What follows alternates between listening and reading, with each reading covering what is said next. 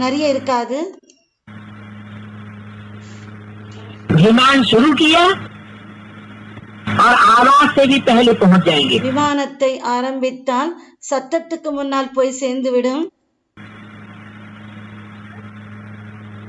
इतनी तेज स्पीड वाले அந்த அளவுக்கு ஸ்பீடு विमान होंगे. அந்த ஸ்பீடாக இருக்கிற விமானங்கள் இருக்கும். जैसे फोन में बात करते हो போல நீங்கள் போனில் பேசுகிறீர்கள். इतना जल्दी विमान पहुंच जाएंगे. அந்த அளவுக்கு சீக்கிரமாக விமானங்கள் சென்றுவிடும். விமானங்கள் சென்றடைந்துவிடும். इसलिए वहाँ फोन आदि करने की जरूरत नहीं पड़ेगी. அதனால் அங்கே போன் முதலியவை செய்வதற்கு அவசியம் இருக்காது. विमान भी फैमिली के भी होंगे. விமானங்கள் ஃபேமிலி விமானங்களும் இருக்கும். और इंडिविजुअल्स के भी होंगे. மற்றும் தனி விமானங்களும் இருக்கும். जिस समय जो विमान चाहिए எந்த நேரத்தில் எந்த விமானம் வேண்டுமோ,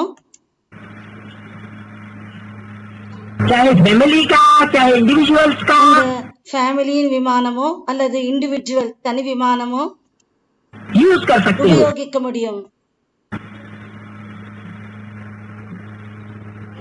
तो सब लोग बैठ गए विमान में. எனவே அனைவரும் விமானத்தில் உட்கார்ந்து விட்டீர்களா? बुद्धि से विमान में बैठ गए. புத்தியின் மூலமாக விமானத்தில் அமர்ந்து விட்டீர்களா?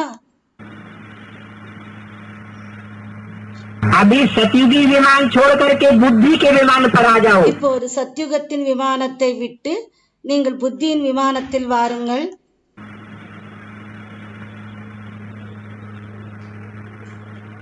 क्या मतलब हुआ? என்ன அர்த்தமானது?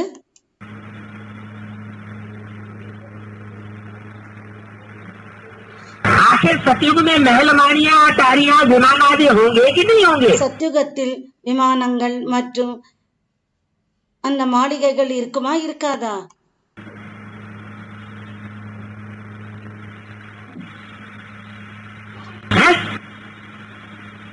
वहाँ ये सब होने की जरूरत है. அங்கே இவை எல்லாம் இருப்பதற்கு அவசியம் இருக்கிறதா? इतनी स्पीड से पहुँचने की जरूरत है. இந்த அளவுக்கு ஸ்பீடாக போய் சென்றடைவதற்கு அவசியம் இருக்கிறதா?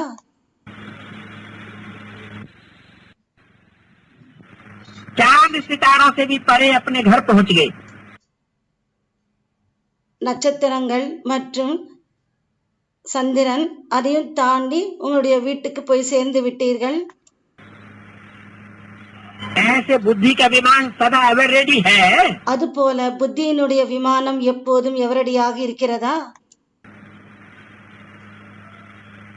अगर संगम युग में ये बुद्धि का विमान एवर रेडी है ஒருவேளை சங்கம யுகத்தில் இந்த புத்தி ரூபமான விமானம் எவரடியாக இருந்தால்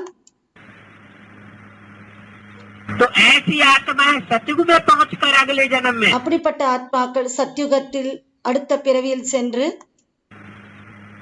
ऐसे ऐसे पक्षियों को प्राप्त कर लेंगी அப்படிப்பட்ட பறவைகளை பிராப்தி அடைவார்கள்.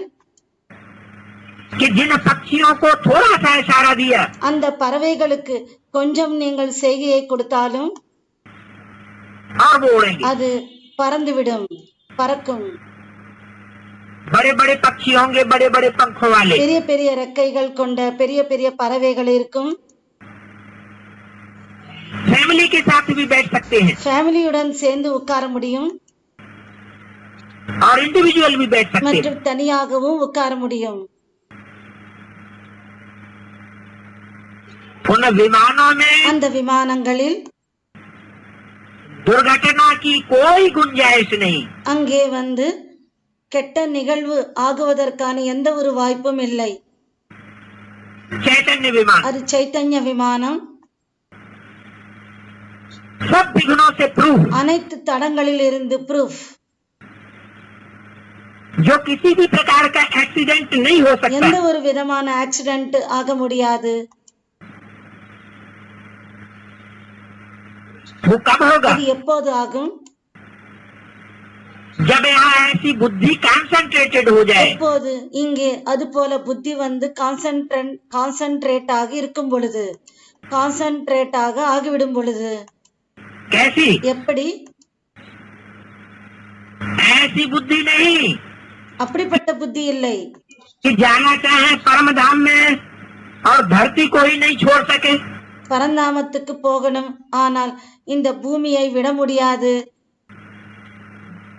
या और कोई पहाड़ी से टकरा करके गिर जाए, இங்கே ஏதோ ஒரு மலையுடன் வந்து மோதி விழுந்து விடுவதற்கு, அந்த விமானம் ஏதாவது மலையுடன் மோதி விழுந்து விடுவதற்கு संकल्पों की ऊंची ऊंची पहाड़ियां आकर के खड़ी हो जाती हैं। சங்கல்பங்களின் அந்த உயர்ந்த மலைகள் வந்து வந்து குறுக்கே நிக்கிறது। बजाय ऊपर चढ़ने के क्या होता है, மேலே செல்வதற்கு பதிலாக என்ன ஆகிறது,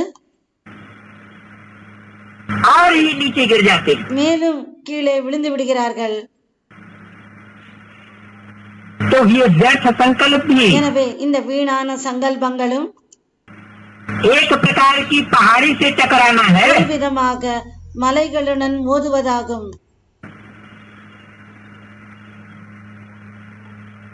तो एक्सीडेंट से परे எனவே ஆக்சிடென்ட்டில் இருந்து அப்பாற்பட்டு एवर रेडी बुद्धि का विमान है। நேரடியாக புத்தியின் விமானம் இருக்கிறதா,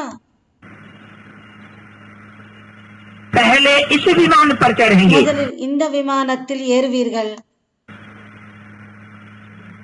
तब वहाँ वह विमान मिलेगा அப்போதுதான் அந்த விமானமும் அங்கே கிடைக்கும்। जो नेचुरल विमान होगा। அது இயற்கையான விமானமாக இருக்கும்। तो ऐसे अभी एवर रेडी हो, எனவே இப்போது அதுபோல் நீங்கள் எவரடி ஆகியிருக்கிறீர்களா?